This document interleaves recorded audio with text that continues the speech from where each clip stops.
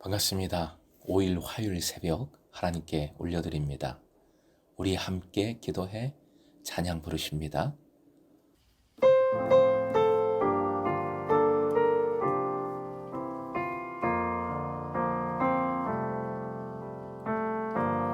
나의 소망 되신 주를 바라봅니다. 다시 오실 나의 왕 예수, 주를 기다립니다. 밤이나 낮이나 어제나 오늘도 영원히 주만 찬양해. 괴롭고 슬플 때 낭만하여 넘어져도 언제나 주만 찬양하겠네. 밤이나 낮이나 어제나 오늘도 영원히 주만 찬양해. 괴롭고 슬플 때 막막하여 넘어져도 언제나 주만 찬양하겠네.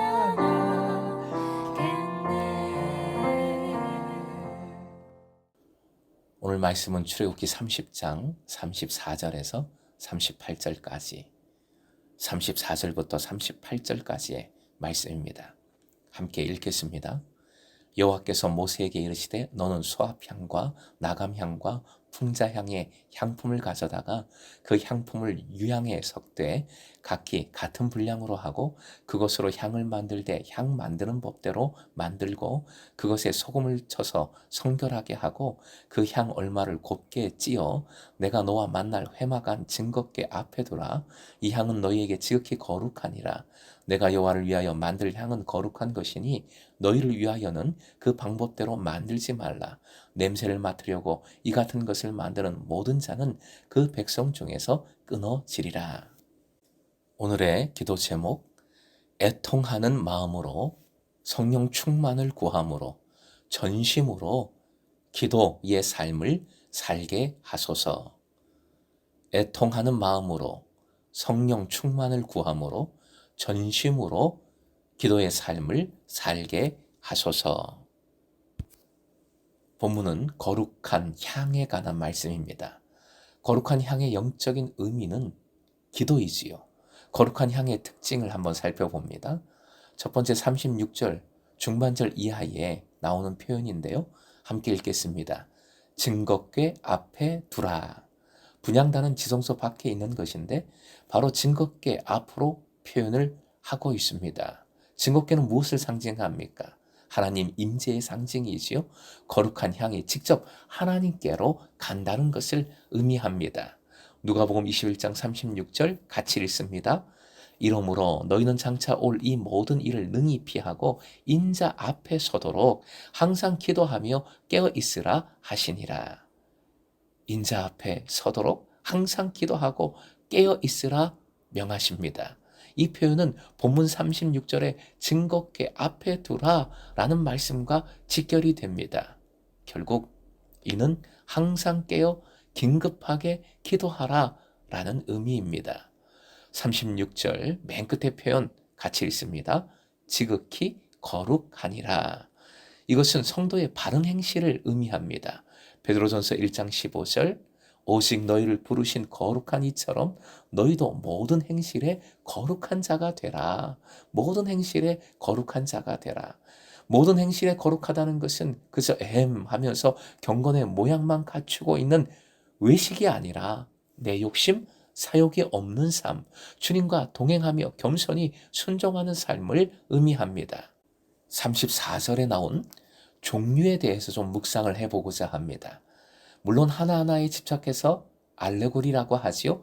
너무 비유적으로 해석하는 것도 문제지만 그냥 지나가는 것은 더 문제가 됩니다. 먼저 소합향이 나오지요.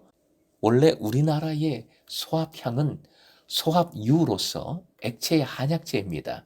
인도의 변방 소합국에서 유일하게 생산되어 소합향이라는 별칭을 갖고 있는 것입니다. 우리나라 사신이 명나라에 들어가면 황제가 하사품을 내려줍니다. 사향, 용내, 침향 등과 함께 이 하사품의 목록에 소합향이 들어 있습니다. 그만큼 희귀한 약재인 것이지요. 중풍, 협심증에 탁월하다고 합니다. 이는 동양에 서식하는 조롱나무과에서 나온 것으로 본문의 원어와는 다른 것이지요.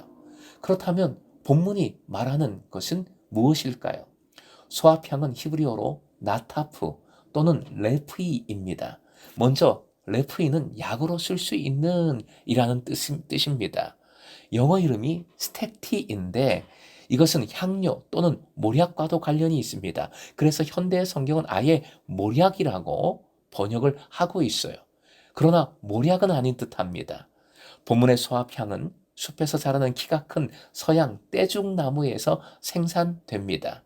지중해에 가까운 이스라엘 지역에서 납니다. 그리고 히브리어로 나타프라고도 하는데 나타프는 물방울을 뜻합니다. 즉 떼죽나무에서 떨어지는 물방울 같은 수액을 모은 것이지요.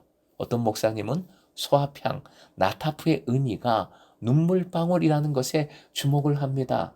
소합향은 나무에 상처를 내지 않고 자연스럽게 흐르는 방울을 채집한 것입니다. 그러므로 소합향은 자연스러운 애통이다 하는 것이지요. 즉 억지로 짜내는 것이 아니라 믿음의 마음에서 자연스럽게 우러나오는 눈물, 흐르는 눈물입니다. 즉 은혜에 대한 감사의 눈물이며 고통 중에도 흘리는 신뢰의 눈물입니다. 그리고 다른 사람을 위한 긍휼의 눈물이기도 합니다. 왜 그 사람 생각하면 눈물이 나오는 경우가 있잖아요. 신자의 기도에 들어있는 진심 어린 눈물이 주님께 아름다운 향기가 되는 것입니다. 그 다음에 나감향이 나오는데 헬레트, 즉 껍질을 뜻합니다. 한자로는 소라, 덥게, 그리고 향이 사용되었습니다.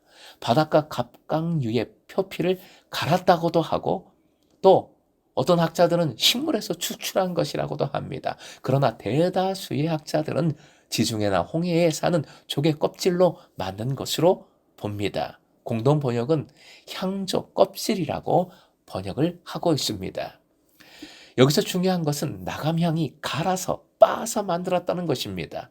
즉 우리의 기도와 신앙에 자아가 살아있으면 절대 안 됩니다. 내가 살아있으면 안 돼요. 내가 갈리고 빠져야 하는 것이지요.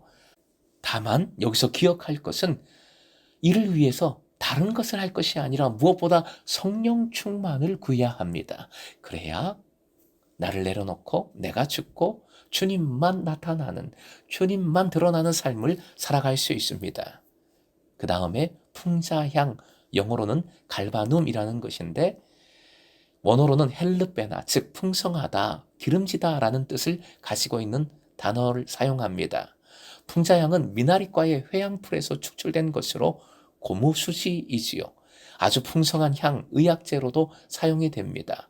화장품이나 방부제로도 쓰이고요. 매우 짙은 향을 가진 재료로서 이 세 가지 중에 가장 짙은 냄새가 나는 향입니다.